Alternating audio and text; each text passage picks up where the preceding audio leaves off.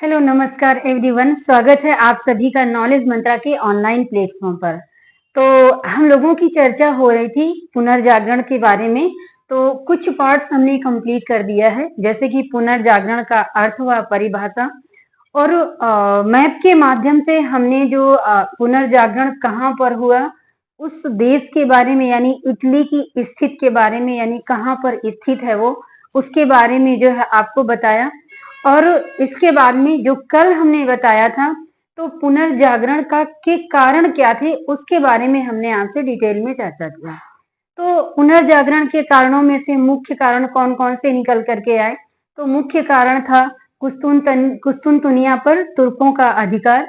इसके बाद में जो दूसरा था, तो दूसरा कारण था धर्मयुद्ध। तीसरा कारण था भौगोलिक खोजें और सामुद्रिक मार्गों की खोजें। इसके बाद में जो चौथा कारण था, तो व्यापारिक उन्नति ने भी जो है बहुत इंपॉर्टेंट रोल प्ले किया पुनर्जागरण में। इसके बाद में जो महत्वपूर्ण नगरों का विकास हुआ, जब उन्नति हुई, व्यापारिक उन्नति हुई, तो व्यापारिक उन्नति के माध्यम से जो है कई सारे नगरों का निर्माण हुआ, जिसने कि किसमें रोल प्ले किया? पुनर्जागरण के कारण में बहुत इंपॉर्टेंट रोल प्ले किया। तो हमने कल आपसे यहाँ तक चर्चा किया हुआ था। इसके बाद में हमने क्या जाना था? मैंने कल आपको बताया था कि जो है पुनर्जागरण का पिता किसे कहा जाता है? तो पुनर्जागरण का पिता कहा जाता है मार्टिन लूथर को। इसके बाद में पुनर्जागरण हुआ कहाँ पर था? तो इटली के फ्लोरेंस शहर में। मैंने आपको कल मैप के माध्यम से बताया था कि ये कहाँ पर है और किस महाद्वीप में स्थित है। तो ये यूरोप महाद्वीप है। अगर आप लोगों ने अपने मन से मैप ले करके उसका एक बार उसका अवलोकन किया होगा, तो सारी चीजें क्लियर हो गई होंगी। और जिन लोगों ने नहीं किया है, तो मैं आप लोगों को ये सजेस्ट कर रही हूँ कि आप लोग कोई भी वर्ल्ड मैप ले लीजिए और उस वर्ल्ड मैप के माध्यम से जो है आप हर एक देश कहाँ पर स्थित है इसके बारे में अगर आपने पकड़ बना ली, तो वर्ल्ड हिस्ट्री आपके लिए आने वाले समय में बहुत ही आसान होने वाली है। क्लियर हुआ?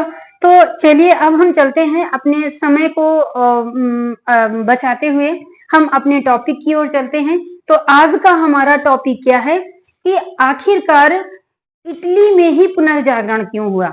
इटली के पड़ोसी देश भी थे, कई सारे देश थे यूरोप महाद्वीप के अंतर्गत, जैसे पुर्तगाल है, फ्रांस है, जर्मनी है, ये बहुत सारे देश थे।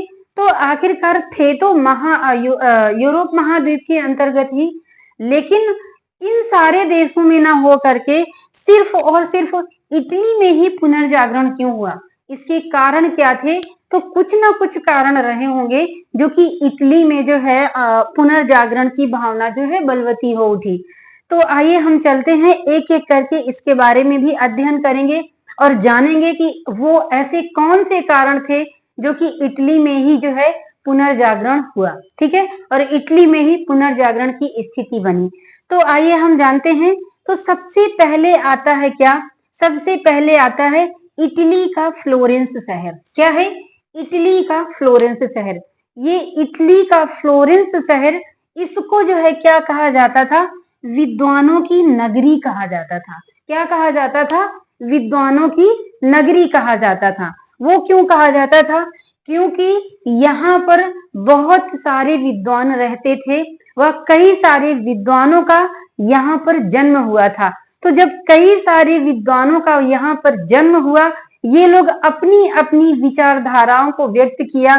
तो जब कई सारी विचारधाराएं एक साथ मिलती हैं, तो जाहिर सी बात है कि एक नई विचारधारा का जन्म होता है। तो वो यही कारण था क्या? कि विद्वानों की नगरी थी और प्रमुख विद्वान कौन कौन से थे जिनका यहाँ पर जो है जन्म हुआ या फिर ये यहाँ पर रहते थे। इसी वजह से जो है फ्लोरेंस शहर को विद्वानों की नगरी कहा जाता था और इसी वजह से फ्लोरेंस शहर को जो है इटली के फ्लोरेंस शहर में जो है पुनर्जागरण हुआ। तो सबसे पहले प्रमुख विद्वानों में से कौन कौन से आते हैं? तो पहले आते हैं Leonardo da Vinci. Leonardo da Vinci ये एक ऐसी शख्सियत थे कि ये बहुमुखी प्रतिभा के धनी थे। ये एक बहुत बड़े चित्रकार थे जिनमें कि एक चित्र आता है मोनालिसा का और दूसरा आता है लास्ट सपर। इन दोनों चित्रों ने लियोनार्डो दा विंची को बहुत ही ज्यादा प्रसिद्धि दिलाई। क्लियर हुआ? ये पेशे से डॉक्टर भी थे और इसके बाद में साहित्यकार भी थे और चित्रकार भी थे। लेकिन जो सबसे ज्यादा इन्होंने प्रसिद्धि हासिल की वो किस क्षेत्र में हासिल की? तो वो चित्रकारी के क्षेत्र में हासिल की, जिसमें कि मोनालिसा का जो चित्र है इनका विश्व प्रसिद्ध चित्र साबित हुआ। क्लियर हुआ? तो प्रमुख विद्वानों में से सबसे पहले नाम किसका आता है? लियोनार्डो दा विंची का। इसके बाद में दूसरे आते हैं कौन? Michael angel. माइकल एंजल भी एक बहुत बड़े विद्वान थे। इसके बाद में गिबर्टी, दांते, बुकासियो और एक और आते हैं मैकियावली। कौन आते हैं? मैकियावली। तो इन सारे विद्वानों का यहाँ पर जन्म हुआ।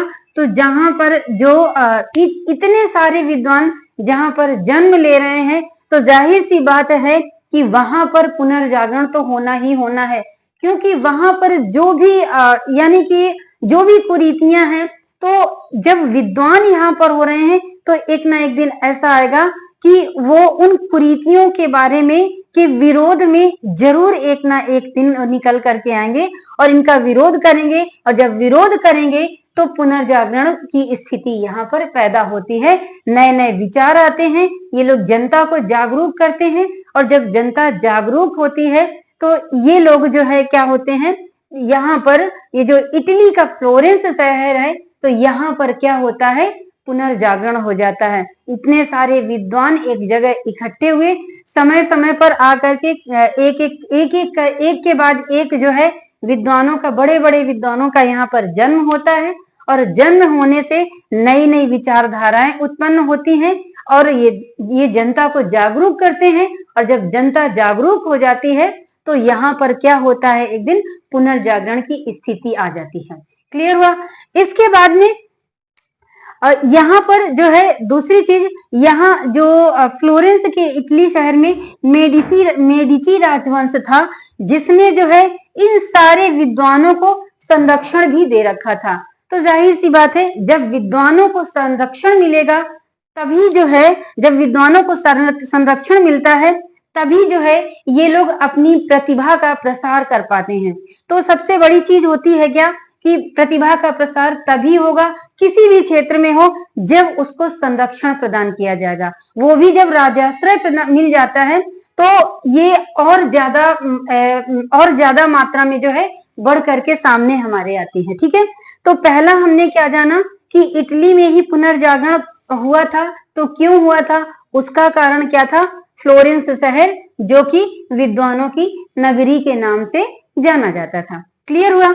इसके बाद में दूसरा नंबर क्या आता है? दूसरा नंबर है भौगोलिक स्थिति। भौगोलिक स्थिति यहाँ की, यानी फ्लोरेंस शहर की, इटली के फ्लोरेंस शहर की भौगोलिक स्थिति ऐसी थी जहां पर पुनर्जागरण हुआ। ठीक है, वो क्यों हुआ? जैसे इटली की भौगोलिक स्थिति भी, यहाँ की स्थिति भी पुनर्जागरण का क्या बना? कारण बना। यह सबसे बड़ी चीज। तो अगर कल आपने मैप बहुत अच्छे से देखा होगा तो हमने कल इटली की आपको सिचुएशन स्थिति बताई थी कि कहां पर था। तो ये जो इटली की इटली जो है भूमध्य सागर के नजदीक जो है सिचुएटेड है। ठीक है, तो जब ये यहाँ पर भूमध्य सागर के नजदीक सिचुएटेड है तो यहाँ की क्या थी? जलवायु बहुत अच्छी थी। और जलवायु अच्छी होने की वजह से जो कृषि का वर्क होता था इसमें लोगों को कम मेहनत करनी पड़ती थी। और होता क्या था कि यहाँ की जो है पैदावार जो है बहुत अच्छी होती थी।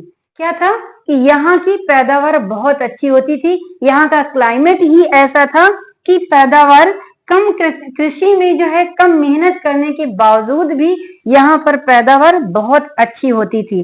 जैसे कि भौगोलिक स्थिति अपने भारत से ही ले लीजिए, भारत के इतिहास को उठा करके आप देख लीजिए। जैसे 16 महाजनपदों में से सिर्फ और सिर्फ मगध महाजनपद का ही उत्कर्ष क्यों हुआ?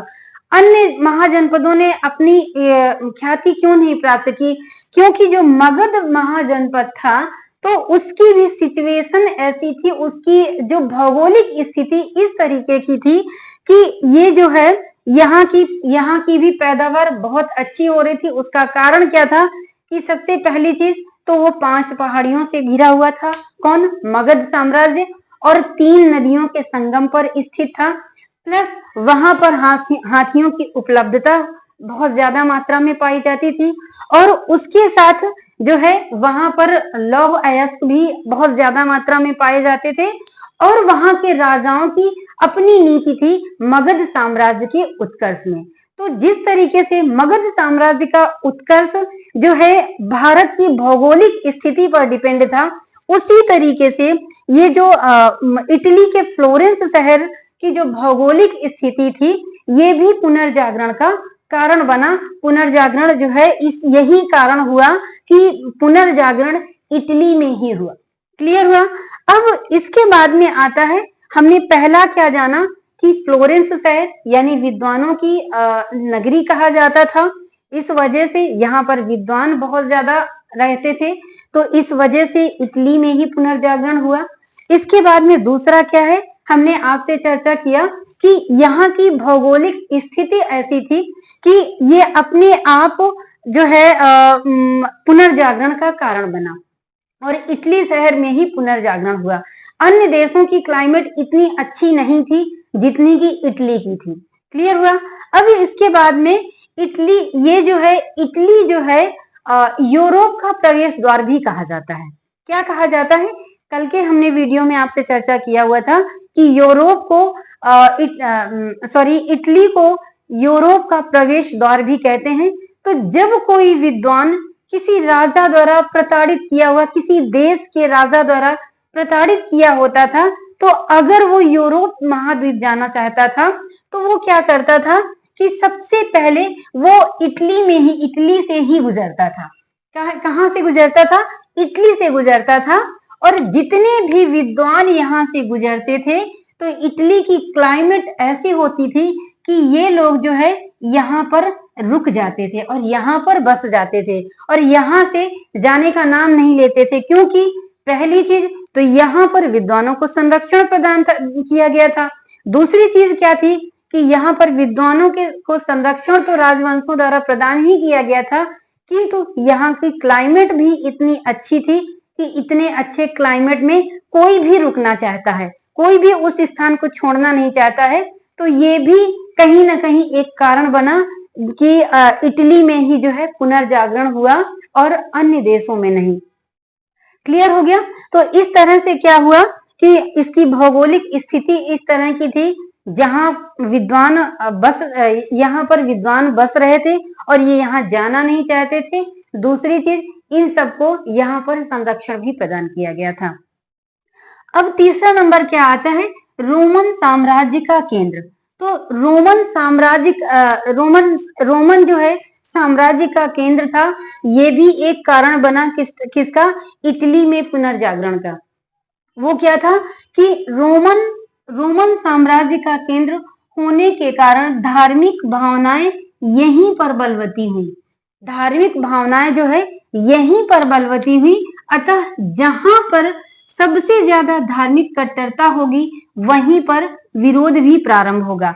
देखिए, आप जनरल सी चीज ले लीजिए कि सपोज दैट जहां पर धार्मिक कट्टरता या सामाजिक कट्टरता होती है, विरोध की भावना सबसे ज्यादा वहीं पर बलवती होती है। भाई, अगर आपको सारे अधिकार मिले हुए हैं, सारे राइट्स मिले हुए हैं, तो जब सारे राइट्स मिले हुए हैं तो आप विरोध किस चीज का करेंगे? किसी चीज का विरोध कर ही नहीं सकते हैं, क्योंकि हमें सारे अधिकार मिले हुए हैं। लेकिन विरोध की भावना तो वहीं पैदा होगी जहां पर अधिकार हमें नहीं मिले हैं। तो जहां पर धार्मिक कट्टरता होगी, वहीं पर जो है विरोध की भावना पैदा होती है। जैसे कि आपके समक्ष एक जीता जागता उदाहरण है। वो क्या है कि जो ईसाइयों द्वारा यानी चर्च ने क्या किया था कि इन्होंने क्या किया कि बाइबल और ओल्ड टेस्टामेंट की बुक्स में जो प्रतियां दी गई थी, उनका गलत व्याख्या किया। गलत तरीके से जनता को डरा रहे थे कि ऐसा ही जो ईश्वर का जैसे जो राजा होता है वो ईश्वर का प्रतिनिधि होता है। लेकिन जब प्रिंटिंग प्रेस का आविष्कार हुआ और प्रिंटिंग प्रेस का ज्यादा से ज्यादा प्रयोग किया गया और कागज का प्रयोग हुआ, तो हुआ क्या कि ओल्ड टेस्टामेंट और बाइबल की प्रतियों को सब ज्यादा से ज्यादा मात्रा में प्रिंटिंग किया गया और उन प्रतियों को आम पब्लिक तक पहुंचाया गया। तो जब आम पब्लिक ने उन प्रतियों को पढ़ा तब उनको सच्चाई का पता चला। तो ये क्या हो रहा था कि जो रियल में जो प्रतियां दी गई थी वो उसकी सच्चाई को नहीं बताया जा रहा था आम जनमानस को, बल्कि उसकी सच्चाई को छिपा करके उसकी गलत व्याख्या की जा रही थी। तो जब गलत व्याख्या की जा रही है और जब वो प्रतियां आम जनमानस तक पहुंची, आम जनमानस तक पहुंचने के बाद जब उसकी सच्चाई पता चली, तो जाहिर सी बात है कि जनता उसका विरोध करेगी। वो जनता विरोध क्यों करेगी कि इसमें लिखा कुछ और है और हमारे समक्ष व्याख्या कुछ और की जा रही है, तो जनता जरूर उसका विरोध करेगी। तो इस तरह से क्या है कि रोमन साम्राज्य का केंद्र था। तो यही इसमें क्या होती है कि जब कोई धार्मिक कट्टरता जहां पर होती है तो वहीं पर जो है सबसे ज्यादा जो है क्या होता है कि विरोध की भावना भी वहीं से प्रारंभ होती है। इसके बाद भी चौथा नंबर क्या आता है, तो चौथा नंबर आता है व्यापारिक उन्नति पर। व्यापारिक उन्नति से हमने आपको कल के वीडियो में बताया था कि व्यापारिक उन्नति जब हुई तो बहुत सारे शहरों का विकास हुआ। जैसे कि व्यापारिक उन्नति से विभिन्न शहरों का विकास हुआ। वो विभिन्न शहर कौन कौन से थे? एक वेनिस था, दूसरा रोम था, तीसरा मिलान और चौथा फ्लोरेंस। ये चारों शहर जो है कहां पर स्थित थे? तो ये जो है इटली में ही स्थित थे। इटली में स्थित थे, इस वजह से जो है इटली में स्थित थे, इस वजह से इटली में ही पुनर्जागरण हुआ। क्लियर हुआ? अब इसके बाद में पांचवा नंबर आता है कि विद्वानों की शरण स्थली थी। हमने आपको बताया था कि कल के वीडियो में मैंने बताया था कि जब ऑटोमन साम्राज्य ने कुस्तुनतुनिया पर अधिकार कर लिया तो कुस्तुनतुनिया यानी कि जो चर्च था, जो चर्च बातें बोलता था, तो उसको आम जनमानस स्वीकार कर लेता था। लेकिन जब ऑटोमन साम्राज्य का कुस्तुनतुनिया पर अधिकार हुआ तो इन्होंने क्या किया कि इन मुस्लिमों ने जो है कुस्तुनतुनिया यानी चर्च की बातों को नकार दिया। जब चर्च की बातों को नकार दिया तो यहीं पर शुरुआत किसकी हो गई? धर्म युद्ध की। तो जब धर्म युद्ध की शुरुआत हो गई इटली में, जब मुस्लिमों का कुस्तुनतुनिया में जब मुस्लिमों का यानी ऑटोमन साम्राज्य का जब अत्याचार बढ़ गया तो इस कुस्तुनतुनिया में बहुत सारे विद्वान रहते थे। इन लोगों ने बहुत सारी अपनी अपनी पांडुलिपियां लिखी हुई थी। तो जब इनका अत्याचार बढ़ गया तो जो विद्वान होता है वो इन अत्याचारों को बर्दाश्त नहीं कर सकता है। तो इन विद्वानों ने क्या किया कि अपनी अपनी पांडुलिपियों सहित कुस्तुनतुनिया को छोड़ करके जो है इटली में जा बसे। इटली में क्यों जा बसे? क्योंकि इटली में ही जो है विद्वानों को संरक्षण प्रदान किया जाता था। बल्कि था कुस्तुनतुनिया में भी संरक्षण दिया जाता था, लेकिन ऑटोमन साम्राज्य के आक्रमण से जो है अत्याचार इनका बढ़ गया। इसी वजह से ये लोग जो है पलायन कर गए। कहाँ? इटली के फ्लोरेंस शहर में। जिसमें कि जब इन लोगों ने पलायन किया तो इसमें जो है प्लेटो और अरस्तु के ग्रंथ भी इन्हीं पांडुलिपियों में शामिल थे। तो इस तरह से जो है ये जो है कुस्तुनतुनिया के टूटने के बाद विभिन्न विद्वानों की जो है शरण स्थली बन गया था। कौन? इटली का फ्लोरेंस शहर, जो कि इटली में जो है इटली में ही पुनर्जागरण हुआ और अन्य जगह नहीं हुआ। तो आई होप आप बहुत अच्छे से समझ गए होंगे कि विद्वानों की शरण स्थली थी बना इटली का फ्लोरेंस शहर। बना तो क्यों बना, हमने उसके कारण के बारे में आपसे डिटेल में चर्चा किया। अब इसके बाद में यहाँ पर छठवां नंबर क्या आता है? छठवां नंबर आता है कि यहाँ पर अनेक विद्वानों का जन्म हुआ। हमने आपको पहले ही बताया है कि फ्लोरेंस शहर को विद्वानों का नगर कहा गया है। वो क्यों कहा गया है? क्योंकि यहाँ पर बहुत बड़े बड़े साहित्यकारों का जन्म हुआ, बहुत बड़े बड़े चित्रकारों का जन्म हुआ और बहुत बड़े बड़े स्थापत्यकारों का जन्म हुआ। इस वजह से जो है इटली में ही पुनर्जागरण हुआ। तो इन साहित्यकारों में मुख्य रूप से कौन कौन से आते हैं? ये साहित्यकार थे, दांते थे, दूसरे थे पेट्रार्क, तीसरे थे कौन? बुकासियो, चौथे थे मैकियावली। तो ये मैकियावली, ये 4 ऐसे साहित्यकार थे जिनका जन्म कहां पर हुआ था? इटली के फ्लोरेंस शहर में हुआ था। इसके बाद में चित्रकला के क्षेत्र में तो चित्रकार कुछ थे जो फ्लोरेंस में ही इनका जन्म हुआ। एक थे लियोनार्डो दा विंची, हमने स्टार्टिंग में ही आपको पढ़ाया है, बताया है कि लियोनार्डो दा विंची ये बहुत बड़े जो है चित्रकार थे। इनके दो चित्र जो बहुत इनकी प्रसिद्धि में बहुत इंपॉर्टेंट रोल प्ले किया, वो कौन कौन सा था? पहला था मोनालिसा और दूसरा था लास्ट सफर। ठीक है, तो ये एक बहुत बड़े चित्रकार थे। और दूसरे हैं माइकल और तीसरे कौन है? राफेल उर्बिनो। इन तीनों का जन्म कहाँ हुआ है? फ्लोरेंस में हुआ है। कहां पर हुआ है? फ्लोरेंस में हुआ है। तो फ्लोरेंस में जब हुआ है तो कई सारे विद्वान, मैंने आपको पहले भी बताया कि जब कई सारे विद्वान एक जगह इकट्ठे होते हैं तो एक नई विचारधारा का जन्म होता है और नई नई चीजें निकल करके आती हैं। तो कहीं ना कहीं अनेक विद्वानों के जन्म ने भी इटली में पुनर्जागरण को जो है बढ़ावा दिया। क्लियर हुआ? अब इसके बाद में 7वां नंबर क्या आता है कि यहाँ के लोग जो है कैसे थे? भौतिकवादी थे और इहलोकवादी थे। भौतिक लोकवादी थे और इहलोकवादी थे। इसका तात्पर्य क्या है? तो इसका तात्पर्य है कि यहाँ के लोग, जो फ्लोरेंस शहर के लोग थे, वो पढ़े लिखे थे। ये लोग तर्कों पर विश्वास करते थे, परंपरागत बातों पर विश्वास नहीं करते थे। ये लोग तर्कों और साक्ष्यों पर विश्वास करते थे। तो इन लोगों का क्या काम था कि ये लोग जो है भौतिकवादी थे और आज प्रेजेंट में उनके लिए आवश्यक क्या है उस पर ज्यादा बल देते थे। ये लोग जो है क्या करते थे कि इहलोकवादी थे, पारलौकिक बातों पर विश्वास नहीं करते थे। जबकि इसके पूर्व में यानी कि 14वीं शताब्दी के पूर्व में जो मध्यकाल की स्थिति थी वो कैसी थी? तो वो पारलौकिक चिंतन में जो है सारे जो आम जनमानस थे तो उसमें व्यस्त रहते थे। तो इस तरह से जो है क्या हुआ? पुनर्जागरण की स्थिति पैदा हुई। तो लेकिन यहाँ के लोग इन सारी बातों का विरोध करने लगे। किसका?